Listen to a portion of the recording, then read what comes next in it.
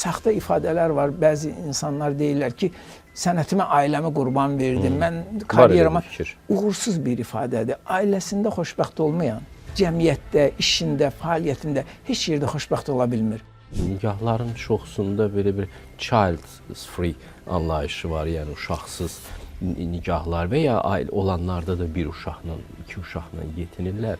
Bu yaxınlarda fikirləşdim ki, bəlkə bir 30 ildən sonra lüğətlərdə izahat vermək lazım olacaq ki, əmi nədir, dayı nədir, xala nədir, bibi nədir? Çünki bir çoxlarının artıq olmayacaq elə bir şey. Baxın, belə bir şey indi uşaqların ağzında bir ifadə kimi işlə, məni olduğum kimi qəbul edək. Necə sən olduğun kimi qəbul edək? Bəs sənin tərbiyə almağın, formalaşmağın bu lazım deyilmi? Məni olduğum kimi qəbul et. Mənim onlar bir cavabım olur.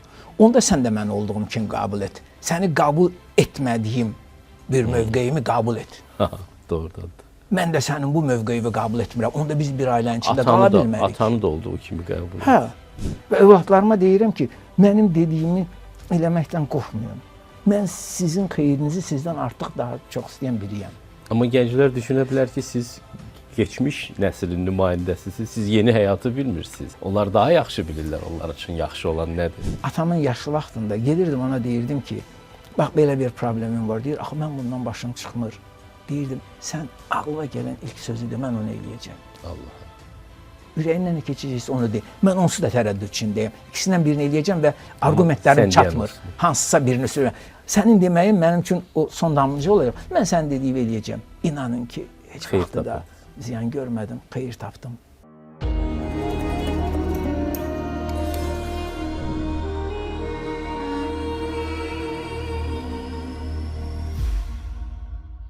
Salam əziz Amin izləyiciləri. Yenə sizin görüşünüzə gəlmişik və studiyamızdakı qonağı sizə təqdim edim. Çox maraqlı qonağımız var.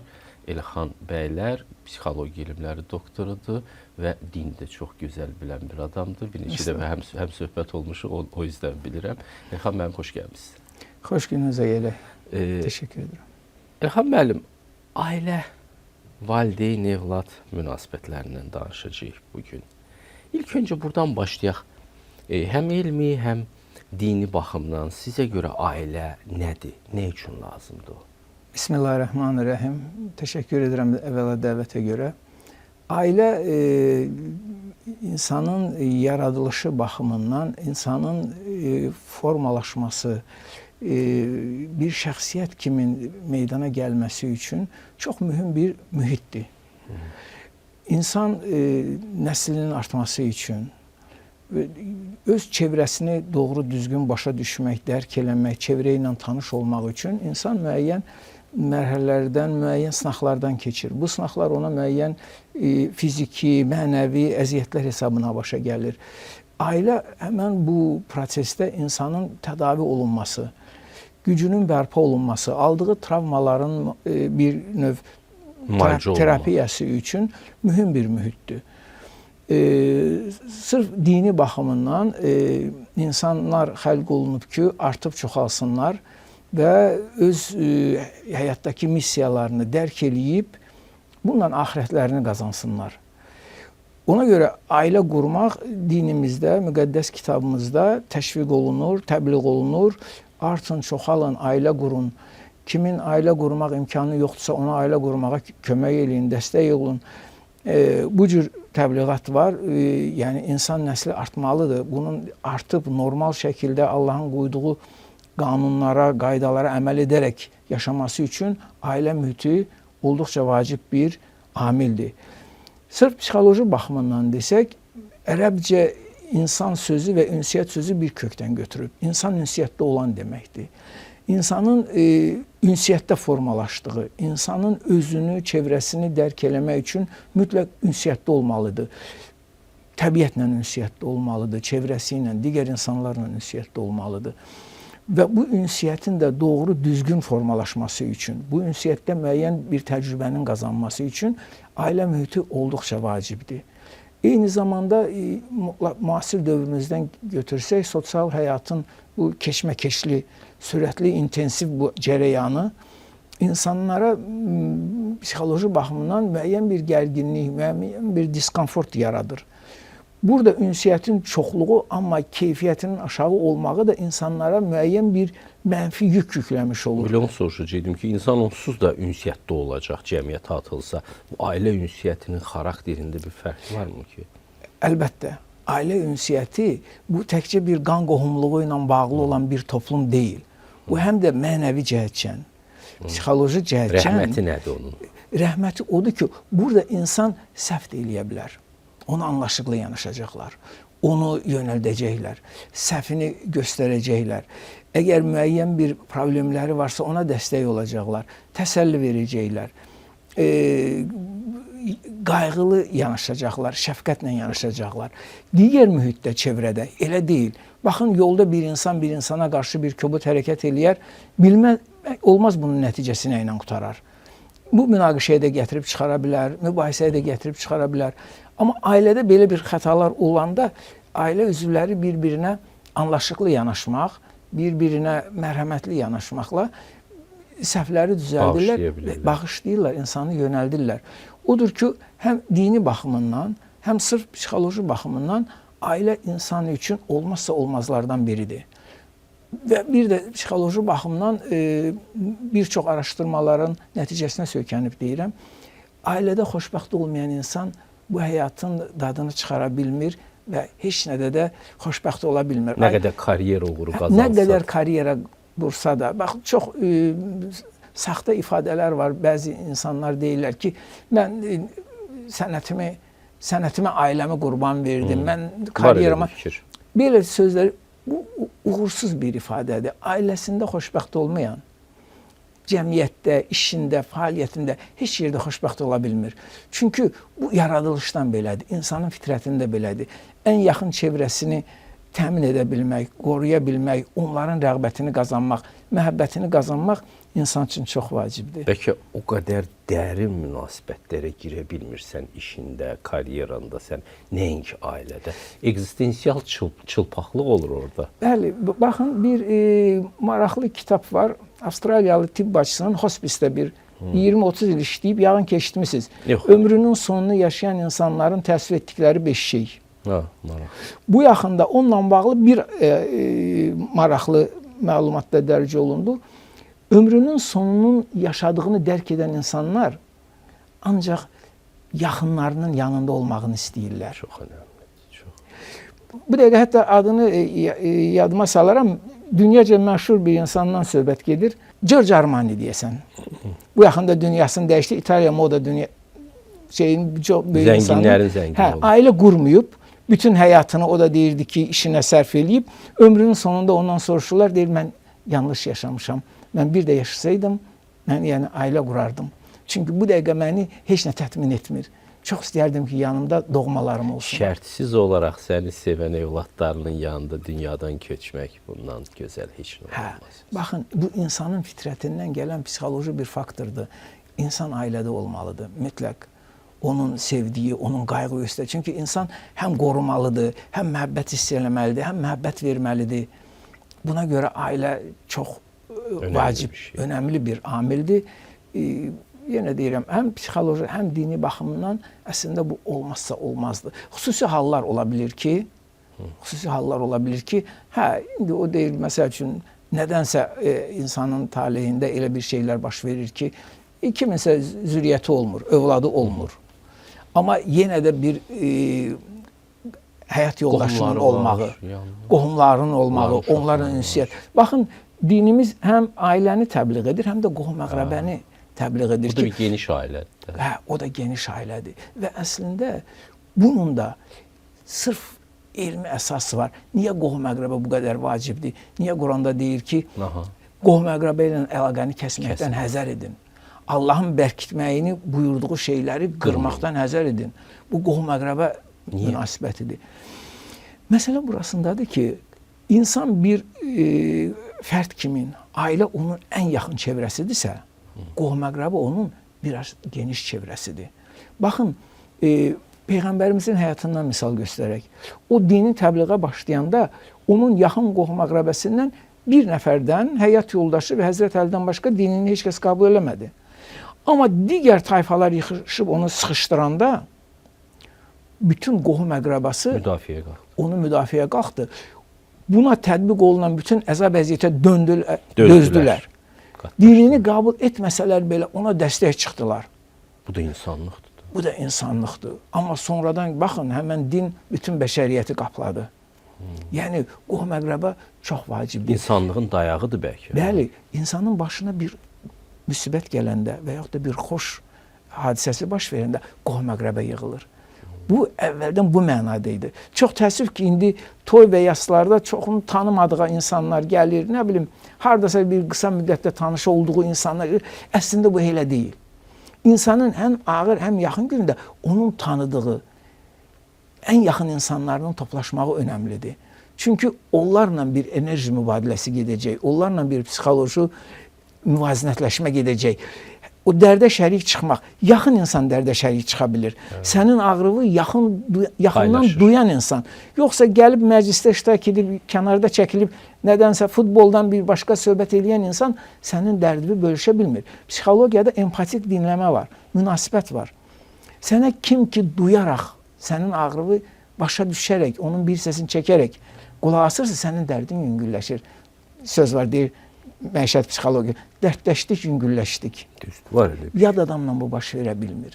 Bu yaxın çevrə və qohum əqrəba ilə baş verir. Elxan müəllim, indi ki baxıram məsələn, nigahların çoxsunda belə bir child free anlayışı var, yəni uşaqsız nigahlar və ya ailə olanlarda da bir uşaqla, iki uşaqla yetinirlər. Bu yaxınlarda fikirləşdim ki, bəlkə bir 30 ildən sonra lüğətlərdə izahat vermək lazım olacaq ki, əmi nədir? Dayı nədir? Xala nədir? Bibi nədir? Çünki bir çoxlarının artıq olmayacaq elə bir şey. Məsələ burasındadır ki, siz maraqlı bir məsələyə toxundunuz. Bu Amerikada da geniş yayılıb bu fəlsəfə, free child məsələsi. Son zamanlar Rusiyada da dəbə düşüb. Bu o demək ki, bizim sərhədlərimizə yaxınlaşır. Və bilirsiniz, çox maraqlı bir şey var Müşfiq müəllim. Ən belə baxanda yanlış fikirlər çox məntiqi bir əsasla ortaya qoyulur. Yəni ki, bu dünyaya bir dəfə gəlmişik. Nə edirik uşağı ki, biz onun qayğısını çəkməliyik, əziyyətini çəkməliyik, onu qorumalıyıq. Öz həyatımızı ona həsr edib. İndiki həyat komfort üçün yaşayaq, bu həyatdan dadını çıxardaq, zövqümüzü al. Nə edirik? Yaşlasanda da gedəcək qocalar evinə. Məsələ burasındadır ki, sonraki mərhələdə bunların duyğu və hisslərində nə dəyişiklik baş verəcəyini başa düşmürlər. Bunlar bilmirlər ki, biraz keçəndən sonra bütün bu onlara həzz, ləzzət verən şeylər hamısı keçəcək 3-cü, 4-cü plana yox. Hardasa bir periferiyada çəkiləcək, yox olacaq. Yox olacaq və başqa ehtiyaclar yarananda onları ödəmək üçün bir şey olmayacaq. Əslində mənim belə bir yazım da var. Ailədə 1 və 2 uşağın olması mənim şəxsi qənaətimə görə bu ailə mühiti yaradmır. Uşaq ailədə ən azı Sovet dönəmində Zdoroviya jurnalları var idi. Orada bir məqalə çıxmışdı. Mən vaxtı bütün o şeyləri izləyirdim. Не меньше 3. 3-dən az olmasın. 3-dən az olmamaq. Bunun elmi psixoloji əsası var. Baxın, indi təhsildə uşaqları işlədəndə 4 iş forması var. Fərdi iş, cütlərlə iş, qrupda iş, kollektiv iş. Əslində bu təhsil prosesini daha səmərəli təşkil etməklə yanaşı, uşağı gələcəkdə fərdi həyatının, o şəxsi həyatını qurmağa, cütlərlə işləməyə, ailə quranda o dəqiqə 2 nəfər olur da, cüt olur, düzdür. Sonra uşaq dünyaya gəlir, qrup. Bütöv ailə və qohum əqrəbə də bir yerdə kollektivdir. Əslində, baxın, ayrıldı. Fərdi iş, cüt iş və qrup iş. Qrup iş artıq 3 nəfər və daha çox olmalıdır. Uşağın uşaq mühitində böyüməyi və uşaqlıq həyatından təcrübə qazanıb, uşaq üçün oyun nədir? Həyat təcrübəsidir. Təhlükəsiz, risk edə biləcəyi, səhvlərini düzəldə biləcəyi bir mühitdir. Uşaq mühitində böyüyərsə, özündən böyüyü, özündən kiçiyi, eyni zamanda bacısı, qardaşı olarsa, hər tərəfli bir həyat təcrübəsi qazanmış olur. Sizə bilin ki, uşağı həyatda döyürlər, atasına gəlib deyə bilir, amma qardaşına gəlib deyə bilir. Siz mənim ürəyimdən keçəni odur. Oğlumun bir dəfə məktəbdə kimlərsə qısnayırmış, böyük bacısı gedib onların üstünə, heç mənim xəbərim olmayıb. Ki, siz mənim qardaşımdan nə istəyirsiniz? Mənim öz həyatımda olub. İş elə gətirmişdi ki, atam kənddə müəllim işləyirdi, biz şəhərə köçmüşdük. Və mənim də bir məktəbi dəyişmişdim. O məktəbdə, təzə dəyişdiyim məktəbdə problemlərim yaşanırdı. Anama deyə bilmirdim. Amma bundan xəbər tutduq. Mənim böyük qardaşım, bacım, hansı ki o məktəbdə oxuyurdu. Dərsdən sonra qaldılar. O öz siniflərini də yığmışdılar. Və həmən uşaqların dərsini elə verdilər ki, bir daha məni narahat eləmədilər. Baxın, belə şeylər heç vaxt yaddan çıxmaz. Bir şey də deyim, həyatımdan çox həssas bir məqamıdır. Mənim kiçik övladım bir 8-9 il sonra oldu. Və yadımdadır ki, onun 2-3 ayı var idi. Oğlum da artıq məktəb yaşlı uşağı idi. Novruz bayramında dedi ki, aşağı düşürəm. Soruşdum ki, xeyir ola. Dedi, gedirəm tonqaldan tuğlanmağa. Deyirəm, buna nə ehtiyac var? Dedi, bacımın əvəzinə. Bu 2-3 aylıq bacısının əvəzinə bu gedir tonqaldan tuğlanmağa. İnanın ki, həmən anda dünyanı mənə verdilər ki, bax, bu hisslər, uşaqların bir-birinə ünsiyyət münasibəti tamam başqa bir şeydir. Amma sırf ana-ata ilə ünsiyyətdə olan uşaqlar və sırf 2 nəfərin bir-birinə, bu uşaqların çoxsunda sonradan müəyyən kompleks və problemlər yaşanır. Çünki cütlərlə işdə onlar lazım olan çox təcrübəni qazanmırlar. Üçüncüsünün münasibətini görmürlər. Ancaq böyüklərin müdaxiləsi isə bunların başa düşmədiyi, qəbul etmədiyi bir şəkildə ola bilər. Mən elə demirəm ki, tək məsəl üçün valideynlər olur uşaq böyüdən. Orada da başqa fəsadlar çıxır ortalığa. Oğlandısa ata rolunu görmür, qızdısa yenə ata rolunu görmür və ya ana rolunu görmür. Dəyişik vəziyyətlər olur. Hə, ailə daxili münasibətlərdə valideyn-övlad münasibəti qədər də övladların bir-biri ilə münasibəti çox vacibdir. Çox vacibdir bu. Orada insanda tamam başqa duyğu və hisslər formalaşır. Mən də bir neçə misal göstərdim, davam etdirə bilərəm. Amma hər halda uşaq mühitində böyüyərsə, görmürsünüz uşaqlar, məsəl üçün bizim uşaqlar həmişə ata evində, hardakı əmilərinin uşaqları gəlir, bibirlər uşaq mühitinə, orada oynayanda bunlar tam açılışa bilirlər. Hər şeyi dəyərləndirib, hər şeyə münasibət formalaşdıra bilirlər. Nəinki məktəbdə, əlbəttə, orada yaddılar. Amma burada doğmadılar. O qan çəkər məsələsi elə belə deyil. Qanla bağlı da çox maraqlı, o qan qohumu anlayışı da çox maraqlı bir şeydir. Elm indi çox şeyin üstünü açır. Əvvəl bizim psevdo elm, metafizika kimi qəbul etdiyimiz bəzi müddəalar indi elm tərəfindən izah olunur. Neuroscience bir çox bizim əvvəlki deyimlərimizin elmi izahını verir. Kvant psixologiyası deyilən bir sahə formalaşır. Mən həmişə maraqlı gəlir. Bunu fizika ilə niyə bağladılar ki, kvantla? Çünki kvant mexanikası, kvant mexanikası məsafədən təsir məsələsini izah elədi. Bir yerdə bir zərrəcik hərəkətə gəlirsə, uzaq məsafədə ona adekvat olaraq başqa bir zərrəciyin hərəkət elədiyi sübut olunur. Bu demək ki, kainat bir vəhdətdədir. Hər şey, qohum-əqrəba bir-birinə uzaq məsafədən təsir göstərə bilir. Qohum-əqrəbəndə kimsə bədbəxt və depressiya yaşayırsa, ola bilməz ki, o sənə təsir göstərməsin, sənin komfort halva, sənin ruh halva müəyyən mənfi çalarları gətirməsin. Ya birisi sənin üçün dua eləyirsə. Baxın, nümunə göstərə bilərik. 44 günlük müharibədə mən izlədim, bu bir layihə var idi, qazilərin söhbətləri var idi, şəhid anaları, qazi analarının söhbətləri var idi. Mən dəfələrlə hiss elədim, daha doğrusu şahidi oldum ki, ana deyir ki, mən bir yerdə bir iş görürdüm, birdən içimdən nəysə bir ağrı keçdi. Sonra deyir, məlum oldu ki, həmən anda mənim oğlum yaralanıb, həmən anda oğlum şəhid olub. Bu hadisələr bilirsiniz nə qədər çoxdur. Və bu faktlar nəyinsə mütləq var olduğunu göstərir. Nə olsun ki, biz bu dəqiqə elmi şəkildə bunu izah edə bilmirik. Hərçənd ki, mənim bununla bağlı bir hipotezam var. Kvant mexanikasına görə bütün kainat bir-birinə əlaqəlidir. Şəhid olan ya qazi olan bir anda keçirdiyi ağrı ilə bərabər onda elə güclü stres impulsu yaranır ki, ola bilsin, o necə ki, kompüter şəbəkələri bir-birinə əlaqəlidir, amma hər yerdə filtrlər var. Hara keçmək olar, hara keçmək olmaz. Ola bilsin ki, həmən filtrləri, həmən o güclü stres aşır və həmən anda oğlunu düşünən anaya müəyyən bir həyəcan siqnalı çatır. Ki, yəni oğlun yaralandı və yaxud da şəhid oldu. Bunu ona gətirirəm ki, ailə daxili münasibətlərdə də. Məsəl üçün, mən bununla bağlı bir yerdə çıxışım oldu. Ondan sonra mənə yazdılar. Bir nəfər yazdı ki, mən uzaqdaydım Sovet dönəmində. Yuxuda gördüm ki, nənəm məni çağırır adı ilə. Oyandım. Oyandım və çox hölaki oyandım deyib, ətrafımda da bir neçə nəfər oyandılar ki, nə var? Dedim, belə bir yuxu gördüm. Dəhşətli şəkildə nənəm məni çağırırdı. Dedilər ki, yuxudur, yat gelirdi. Yatdım, ikinci dəfə həmən səsə oyandım. Artıq yata bilmədim, bir müddət təlaş keçirdim, sonra da yatdım, nəysə. Bir həftə keçmədi, mən Bakıya qayıtmalıydım. Mən qayıtdım Bakıya və məni qarşılayan qardaşım gördüm, çox belə şeydi.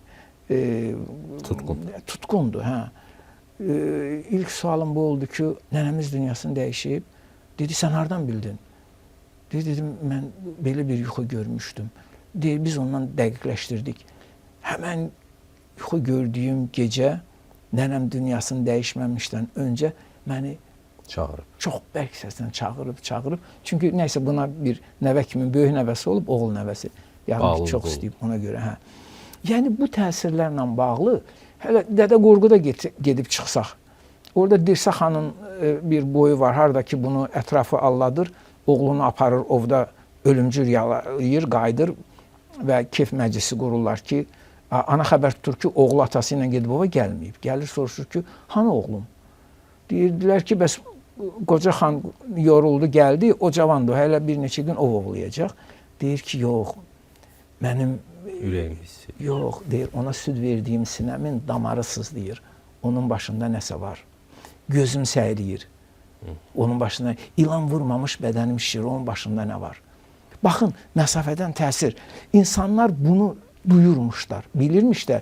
İlm bunu izah eləyə bilmədiyi üçün üstündən keçdi. Amma indi müəyyən elmi müddəalar belə bir şeylərin mümkün olduğunu izah edir. Odur ki, insanın ailəsi, qohum əqrəbəsi, çevrəsi onun üçün olmazsa olmaz deyən bir şeydir, düşünürəm. Elxan müəllim, bayaq ailədən danışarkən bir bağışlanma sözünü işlətdiniz ki, ailə həm də içəridə insanların bağışlanma imkanını yaradır. Bilmirəm, ya biz zalımlaşmışıq, ya zəmanə zalımlaşıbdır. İndi evladlarla valideyn münasibətində daha çox travmalardan danışırlar. Sanki bu valideynlər bir düşmənmişlər kimi bir ayrılıq salırlar. Valideyn bağışlamaq sözü yoxdur leksikonda da ki, o mənə travma yetirdi. Siz necə baxırsınız psixoloq kimi məsələyə? Mən də bunu müşahidə eləmişəm. Problem nədən qaynaqlanır əslində? Problem onunla qaynaqlanır ki, indi müasir dövrün bizim gənclərə göstərdiyi təsir. Mən sosial şəbəkələri, qərbin adətlərinin gəlməsi, geyim tərzinin, davranış tərzinin, ünsiyyət münasibət tərzinin, çevrəyə münasibət tərzinin, cinslər arasında münasibət tərzinin müəyyən bir deformasiyalara səbəb olduğu göz qabağındadır. Buna da ən çox ailədə reaksiya verən atalardır. Çünki onlar qız övladlarının digər kişilərin kişi psixologiyası ilə nə cür müşahidə olunduğunu, nə cür sezildiyinin fərqindədirlər. Bu mövqeyi bildiyi üçün onlar övladlarının, xüsusilə qız övladlarının geyiminə, davranışına, hərəkətinə müdaxilə etməyə bilmirlər. Və bunun da zəminində sanki anlaşılmamazlıq yaranır, sanki bir uşaqlar bunu bir təzyiq kimi, bir sevginin əskikliyi kimi başa düşürlər. Amma əslində bu böyük qayğı və şəfqətdən irəli gələn bir narahatçılıqdır. Əslində atanın rolu həm ailəni qorumaq, həm də dəyərləri qorumaqdır. Ona görə yazdığı o vəziyyətə. Mən bayaq bir şey dedim ki, çox səhv fikirlər belə çox güya məntiqi şeylərlə izah olunur. O bayaq dedim, deyir ki, dünyaya bir dəfə gəlmişik, neyinirik uşaq ki, onun əziyyətini çəkək, həyatımızı yaşayaq. Baxın, belə bir şey indi uşaqların ağzında bir ifadə kimi işlər. Məni olduğum kimi qəbul edin. Çox maraqlı. Məni olduğum kimi qəbul edin. Necə sən olduğun kimi qəbul edək? Bəs sənin tərbiyə almağın, formalaşmağın bu lazım deyilmi? Sən məni deyir olduğum kimi. Deyirəm ki, baxın, siz özünüzü olduğunuz kimi qəbul eləsəniz, güzgü qabağında özünüzü tanınma sala salmazsınız. Doğru. Demək, əslində siz özünüzü qəbul edə bilmirsiniz. Olduğunuz kimi. Olduğunuz kimi qəbul edə bilmirsiniz. Başqa cür görünmək istəyirsiniz. Daha yaxşı görünmək istəyirsiniz. Daha yaxşı Hər halda öz onların təsəvvürü görüşündə, ilə, onların hə, təbii təsəvvüründə, hə, fərqli görünmək istəyirsiniz. Tərbiyə də bunun üçün də əslində daha yaxşı eləmək üçündür. Bəli, amma məni olduğum kimi qəbul et. Mənim onlar bir cavabım olur. Onda sən də məni olduğum kimi qəbul et. Səni qəbul etmədiyim bir mövqeyimi qəbul et. Doğrudan. Mən də sənin bu mövqeyini qəbul etmirəm. Onda biz bir ailənin içində qala bilmərik. Atanı da olduğu kimi qəbul et. Hə. Onun da bu məsələyə tənqidi yanaşdığını, bunu qəbul etmədiyini qəbul etməlisən. Onda necə olacaq? Baxın, o məni olduğum kimi qəbul et fikri əslində bir gözəl səslənən fikirdir. Və bu da əslində yeri var. Necə? Mən Müşfiq müəllimi tanıyıram, bu cür. Hər birimizin müəyyən bir-birimizə, yox, heç mənfi müsbət yox. Bir-birinə uyğun gəlməyən bəlkə də münasibətimiz var. Mən onu olduğu kimi qəbul edib, uyğun gəldiyimiz sahədə əməkdaşlıq edəcəm, gəlmədiyi sahədə hərəmiz ayrı-ayrılıqda öz çevrəmiz var. Məni olduğum kimi qəbul et, bu anlamda doğru düzgündür. Yəni, mən bu cür formalaşmışam, mənim bu cür olmağımın sənə bir ziyanı yoxdursa, çevrəyə ziyanı yoxdursa, mən olduğum kimi qəbul et. Yox, əgər sənin olduğun bu tərz məni narahat edirsə, məni sakit buraxmırsa, əsəbimə təsir göstərirsə, hüzurumu pozur, mən səni necə olduğum kimi qəbul edim? Onda sən də mənim buna əsəbləşməyimi qəbul et. Baxın, çox maraqlıdır ki, mən yenə deyirəm, çox pis tendensiyalar bizim mühitimizə rahat gəlir. Məntiqi bir əsaslanma ilə gəlir. Məsəl üçün, gender bərabərliyi anlayışı. Bərabərlik anlayışı heç yerdə yoxdur. Kişilər belə öz aralarında bərabər deyil. Hündür, arıq olanı, boyu balaca olanı əskər aparmırlar. Kişiləri də heç həyat eyniləşdirmir. Bu zaman qala psixoloji, bioloji, fizioloji, fiziki cəhətdən tamamilə fərqli olan bir subyektləri bərabərləşdirmək. Onsuz da qanunda yazılmır ki, bu qanun kişilər üçündür. Söhbət hüquq qanun bərabərliyi. Vətəndaş üçündür. Bu da var. Hüquq bərabərliyindən bu da var. Söhbət. Digər məsələlərdə isə bu bərabərlik xüsusilə qızların psixologiyasına çox pis təsirdir. Niyə? Bərabərliyə can atmaq artıq de facto eyniyyətlə qarışdırırlar bunu. Bilirsiniz, ədalətlə qarışdırırlar. Qurani Kərimdə ədalətdən söhbət gedir, bərabərlikdən yox. Və şeyin də bir yaxşı ifadəsi var, deyir, yaxşı insan olmaq asandır, ədalətli olmaq çətindir. İnsanlar arasında ədaləti bərpa eləmək lazımdır. İstəyir kişilər arasında, istəyir qadınlar arasında, istəyir kişi-qadın arasında. Ədalət, çünki hamısı fərqlidir.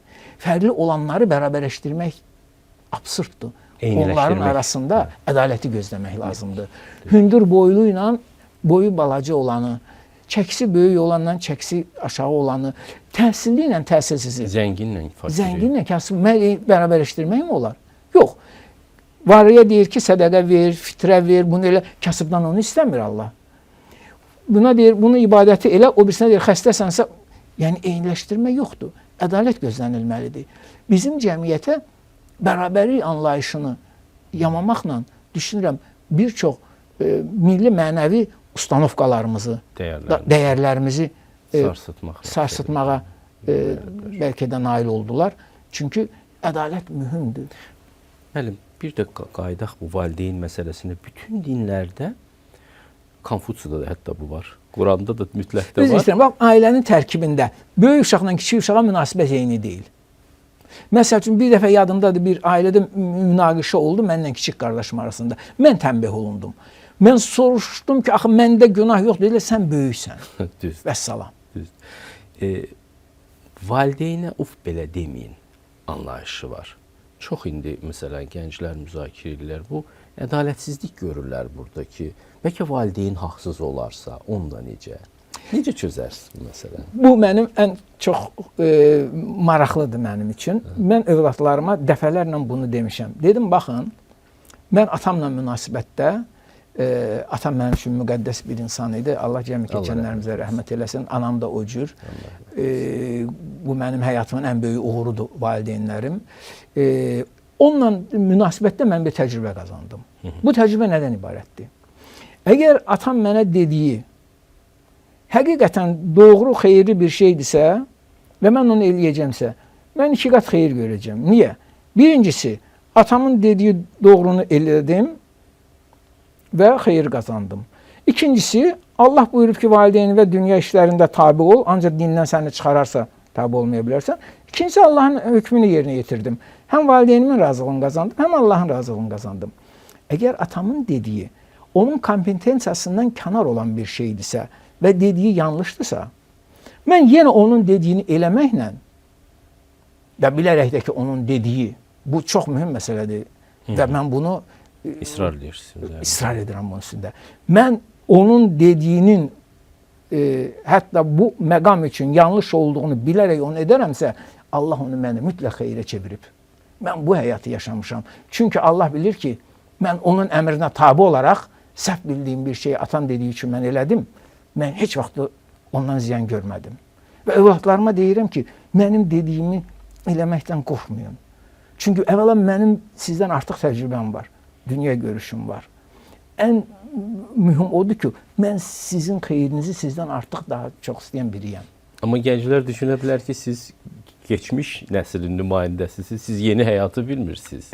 Onlar daha yaxşı bilirlər, onlar üçün yaxşı olan nədir? Ən maraqlısı bilirsiniz nədir? Müəyyən yaş dövrünəcən övlad valideyn münasibəti bir cür olur. Bax, belə bir şey var. Deyir, uşaq vaxtı deyir ki, atam ən güclüdür, atam ən ağıllıdır, atam bacarır. Sonra deyir ki, atam səhv də eləyə bilər.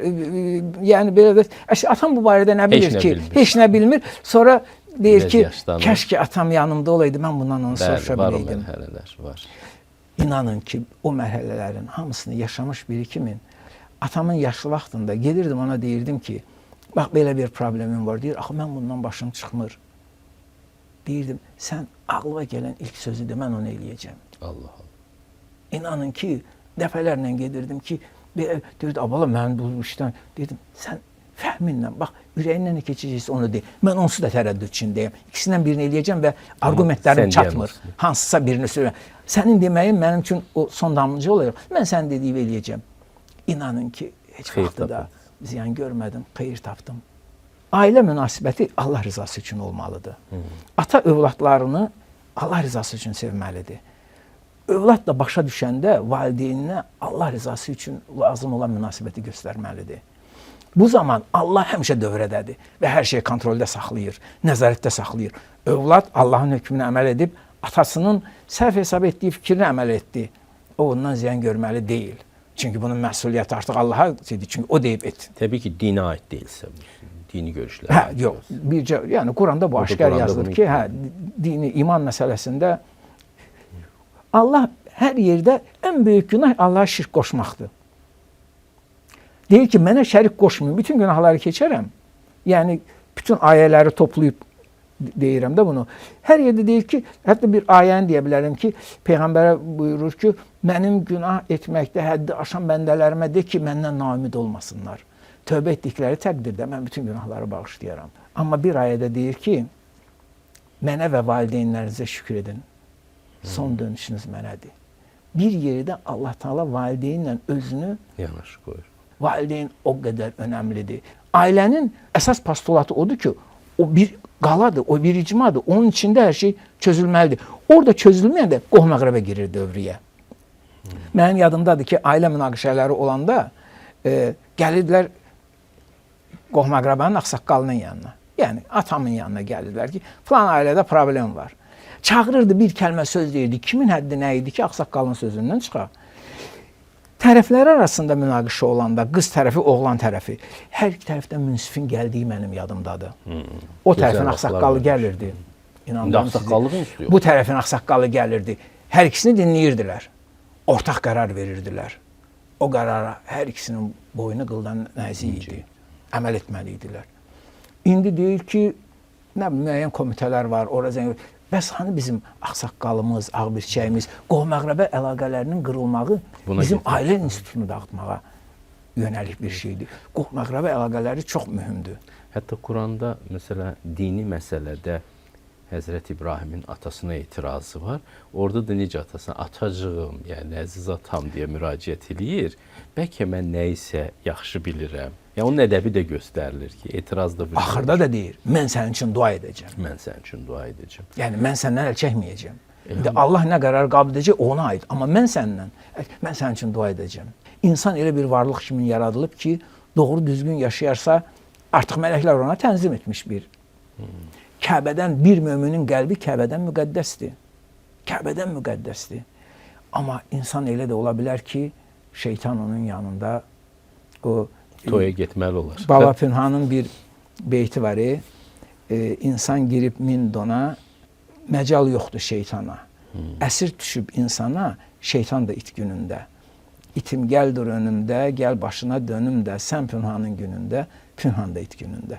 Yəni, mən burada Quranda bir ayə var. Deyir ki, 114-cü surə. Ki, o şeytanlardan ki, həm cinlərdən olur, həm insanlardan. Yəni, insanın da şeytanlaşa bildiyi məqam var və hər dövrdə də olub onlar. İndi də bizim cəmiyyətdə dəyərlərimizlə, ailə dəyərlərimizlə bağlı, cəmiyyətimizdə milli mənəvi dəyərlərimizə olan baskılarla bağlı şeytanlaşmış insanların çox böyük təsirləri var. Və bunun çoxusu da qərbdən gəlir. Mənim yadımdadır 20 nömrəli məktəbin təmirdən sonra açılışında prezidentimizin bir çıxışı olmuşdu. O vaxtı Ərəb baharı deyilən proseslər başlayırdı. Ərəb ölkələrində qansı yerində axırdı. Bütün ölkələrin quruluşlarını bir-birinə vurdu. Prezidentimiz onda demişdi ki, Azərbaycan gəncliyinin milli mənəvi əxlaqını pozmaq üçün xaricdə böyük qüvvələr işləyir və böyük maliyyələr ayrılır. Biz elə eləməliyik ki, milli mənəvi dəyərlərimiz qorunsun, bizim cəmiyyətimiz və dövlətimiz bu talatümdən alın-açıq üzraq çıxsın. Şükür Allaha ki, ondan sonra da 44 günlük müharibə buna nail olduğumuzu sübut elədi. Ancaq mübarizə davam edir. Düşünürəm ki, gənc nəslin birinci növbədə ailədə tərbiyəsində, milli mənəvi dəyər yönümlü tərbiyəsində, böyüklərə hörmət, keçmişimizə hörmət, gələcəyimizə ümidlə bağlı tərbiyəsində, məktəb tərbiyəsində və cəmiyyətimizdə onların formalaşması uğrunda hələ biz çox işlər görməliyik. İlham müəllim, təşəkkür edirəm sizə bu gün gəldiyiniz üçün və bu söhbət üçün də. Vaxtımız təəssüf ki, qutardı. Mən təşəkkür edirəm. Əlhəmdülillah. İnşallah yenə görüşmək üzrə. İzləyicilərimizə isə sağ olun deyirəm gələn görüşlərə qədər.